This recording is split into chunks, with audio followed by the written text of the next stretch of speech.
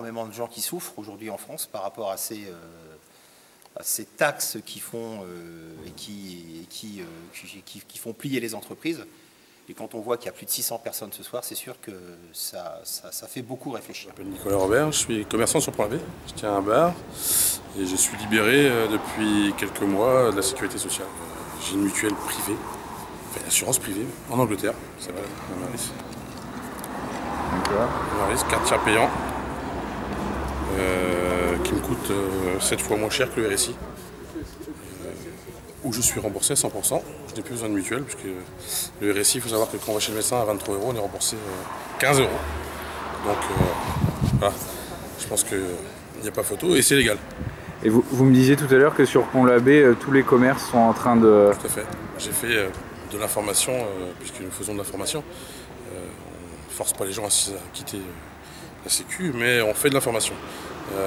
Énormément de commerçants sont à la rue. Quasiment tous d'ailleurs, même les anciens commerçants me disent qu'ils sont en train de manger ce qu'ils ont mis comme capital de côté depuis des années. Donc ça devient urgent de faire quelque chose. Je m'appelle Yann Tanguy, je suis commerçant sur Pogny-en-Laverne. Comment vous vivez la situation au quotidien en tant que chef d'entreprise actuellement? Alors comme beaucoup de chefs d'entreprise, on croule sous les charges, soi-disant obligatoires en France. Alors qu'on peut s'assurer librement vu qu'on est en Europe. Il y a des lois qui sont passées, qui ont été votées, qui ont été retranscrites dans le droit français en 2001 par Lionel Jospin. Et donc depuis 2001, on peut s'assurer librement en France. C'est dans le droit.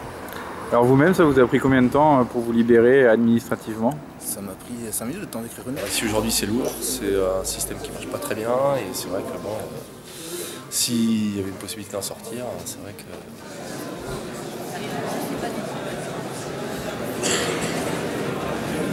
On parle aux gens dehors et dans la salle, on sent une véritable colère qui monte. Est-ce que ça vous inquiète cette colère? Est-ce que vous la comprenez? Et sur quoi elle peut déboucher demain si les politiques ne répondent pas aux attentes des citoyens?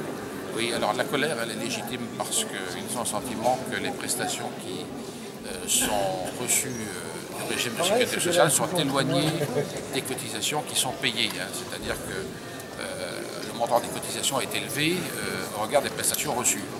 Et il y a également les dysfonctionnements qu'il convient de corriger. Alors effectivement, si on veut que le système perdure, il faut qu'il s'adapte et que ceux qui cotisent n'aient pas le sentiment qu'ils soient lésés dans le dispositif.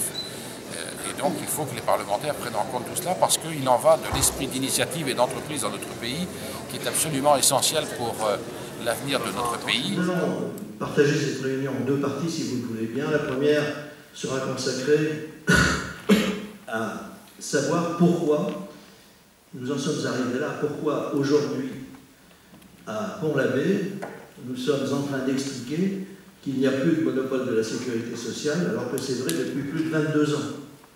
Pourtant à Pont-l'Abbé, il y a le téléphone, il y a la télévision, il y a la radio, il y a des trains qui arrivent et même des avions pas très loin et pourtant les nouvelles n'ont pas très bien circulé.